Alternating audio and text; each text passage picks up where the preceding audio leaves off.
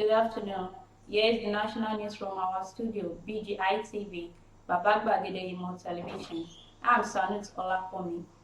First are the major headlines. Buhari's visit to Ebonyi key to release of Nnamdi Kanu from detention, Ohana Eze. Omicron, Nigeria gradually slipping into fourth wave, experts warn. No one is happy anymore, Governor Ortom, State of Nation. ASU, another strike looms, Ibadan coordinator, Oyekoke. Friends, well-wishers now cater for my family attacked by Lagos hoodlums, caused me partial stroke. NDLEA's allegation against Baba Suwe cost him friendship opportunities, son. Now the news in details.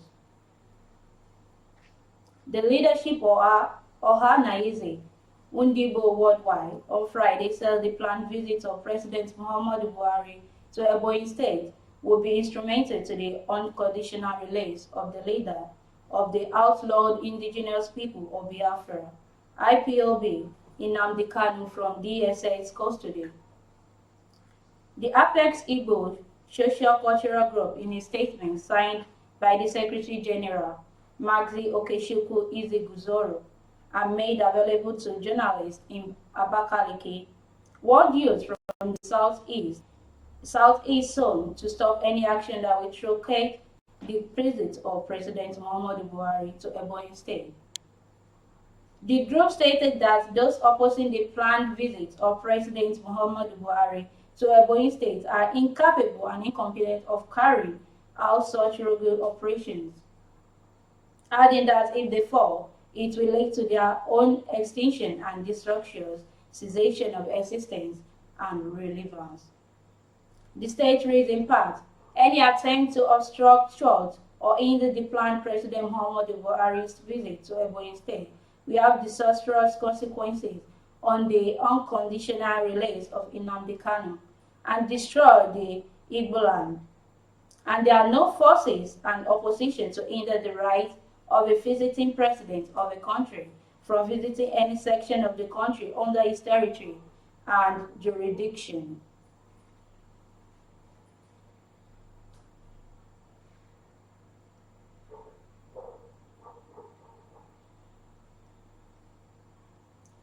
Renowned virologist on Friday told Sunday Punch that the change in weather was largely responsible for the surge in COVID-19 cases reported in the country.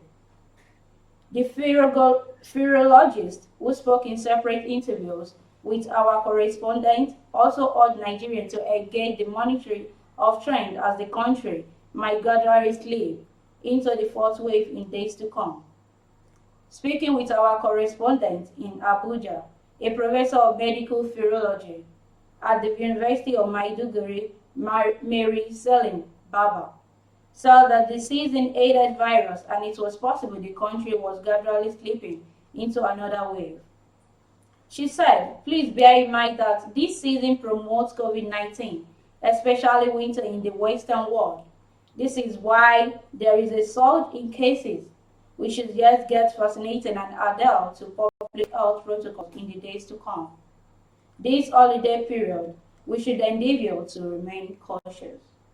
Agreeing with Baba, Associate Professor of Virology at the Osun State University, Dr. Wahid Sile, said, with the temperature of this time, there would be an whole surge and coupled with our attitude to non-pharmaceutical measures, cases could increase.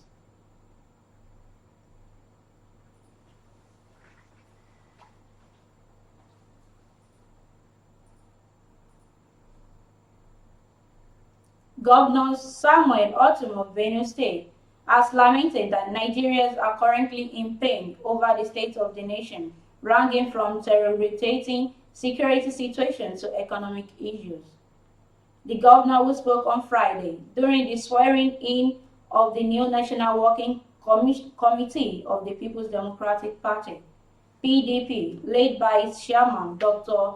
Iyoshia Ayu, and other members of the National Committee, NWC, appealed to Nigerians to work together for the restoration of the country's glory. He urged all citizens of the country to put partisan politics, religion, and ethnic sentiment aside and team up with the PDP for the rescue of the nation. Governor Ortom made the appeal on Friday while speaking with the government House press queue in Abuja after the governor stated that due to the abysmal performance of the APC, the economy of the country has been completely ruined with millions of Nigerians without jobs while the country is going through the worst security challenges.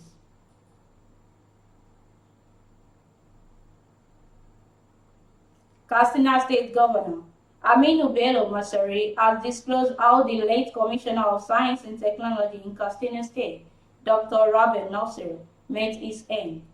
This was contained in a press statement made available to Daily Post by the Director General of Media, Mr. Abdullabaran Malumfashi, on Friday. In the statement, Masari disclosed that the deceased, Dr. Nadi's lifeless body, was found in the toilet of his home, located at the Fatima Shiman housing estate yesterday. He was hacked to death by suspected assassins. Masari, while expressing deep sorrow at the brutal murder of the former Commissioner of Science and Technology, said that it was unfortunate that a life so promising is cut short by the dagger of assassins, vowing that the government would do everything possible to capture and punish accordingly those responsible for the act.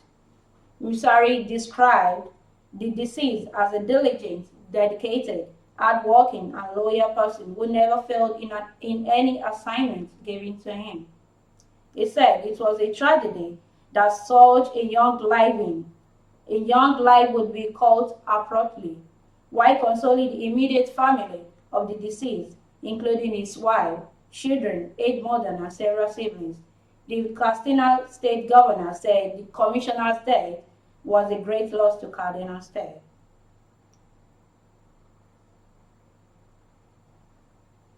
Professor Oyebanji Oyekoke, Ibadan Senior Coordinator of the Academic Staff Union of Universities, ASU, on Friday warned that the union will be forced to embark on a fresh strike action if the federal government repudiates in honoring the Memorandum of Agreement MOA 2020 entered with the union. In a chat with newsmen on Friday in Ilorin, on the sideline of the celebration of Human Rights Day, the SONA coordinator said, selective treatment of issues in disputes instead of a comprehensive approach will no longer be acceptable to our members. He said, we should no longer take the issue of welfare of members for granted. Any treatment of the MOA of 2020 that precludes its full implementation and rejection of IPPIS will be incomplete. Professor Oyegoke lamented that some of the union members had not paid salary since December 2020 and they are still working. It shows commitment on our part. It said the demands of the union are realistic and holistic in the common interest of the country's educational and developmental pursuit.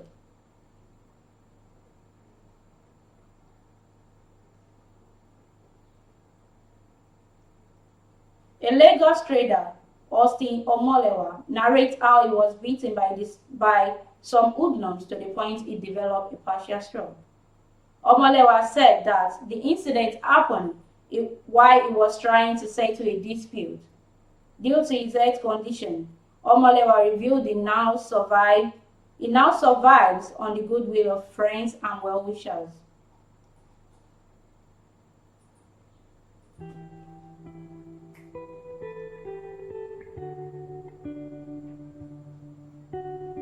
I used to do everything by myself.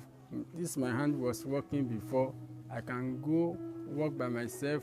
I can wear clothes by myself before an incident happened in year 2017, April, that changed my life to what I am today. That I've lost my hand and my leg, the left side of my body.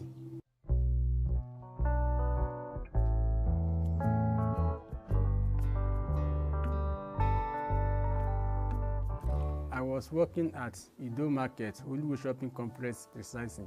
That is where my boss has an office and a warehouse. We are into rice business, flour and sugar. We are in the office on that very day. My colleague Wale went to urinate somewhere.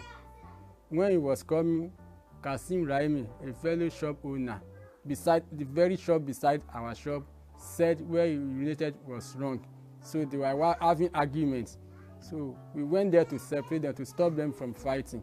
While we were there, Kasim threatened to call boys to come and join the matter. So we asked him not to call anybody. While we were there, the boys came in, like about 6 of them with dangerous weapons. And seeing them, everybody leave the scheme, which I also did. But while I was coming down from office to come and knock our warehouse downstairs, I met Kasim on the road.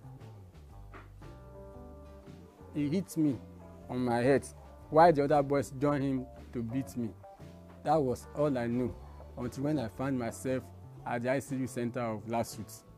And when I woke up, I discovered that my hand and my leg have gone, which have become stroke since 2017. And that is what I've been taking around since 2017. And this I've been taking medication to manage the condition. The matter has been charged to court, and we are still in the court since that year. And it has been adjournment after adjournment. It's either they will say the magistrate is not around, or one thing or the other, which we have been going. But this last court adjournment, which was November 23rd this year, I was not there. But a day before that, which is 22 of that day, the prosecutor, Mr. Fadipe of Adeniji Police Station, called my brother that for him to be in the court, he has to sleep in Lagos because he's not living in Lagos, according to what I know about him. Which my brother said. And the last news for national news today. Adeshola Omidino, a son of Babatunde Omidino, popularly known as Baba Sue, added that the allegations of drug trafficking leveled against his father by the National Drug Law Enforcement Agency cost him friendships and a lot of opportunities. The actor died on November 2021 and was buried 3 days later. Recall that the NDLEA arrested Baba Sue on October 12, 2011 at the Muritala Mohammed International Airport, Lagos, on his way to Paris, France, for allegedly ingesting.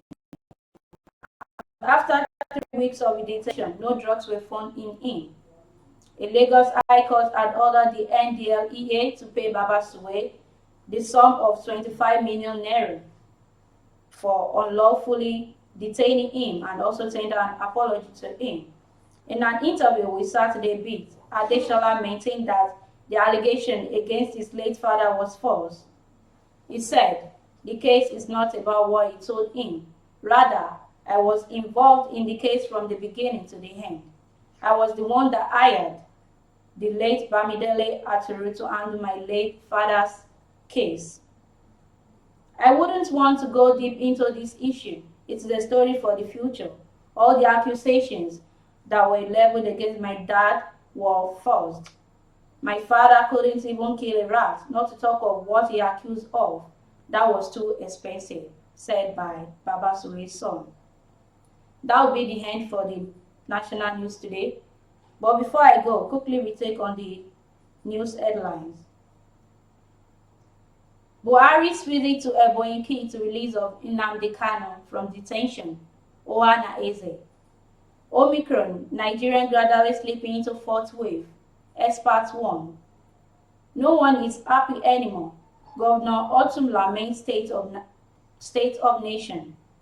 Governor Masari reveals why Castina commissioner was brutally murdered. ASU, another strike loans. Ibadan coordinator Oyegoke. Friends, well-wishers now cater for my family since attacked by Lagos hoodlum caused me partial stroke. Former trader. NDLEA's allegation against Baba Sue cost him friendships, opportunities, some. But before I go, if you want to be part of our family on YouTube, as we are on YouTube as Baba Gbagede Imo TV. Please subscribe to our channel, turn on the bell notification bell, comment, likes and share. On Facebook as Gbagede Imo with Alawiye Adebayo, and on Instagram Gbagede Imo _22. And for the placement of your advert, you can call this number showing on the screen. Thanks for always watching PGI TV News. I'm Sanut Olakon.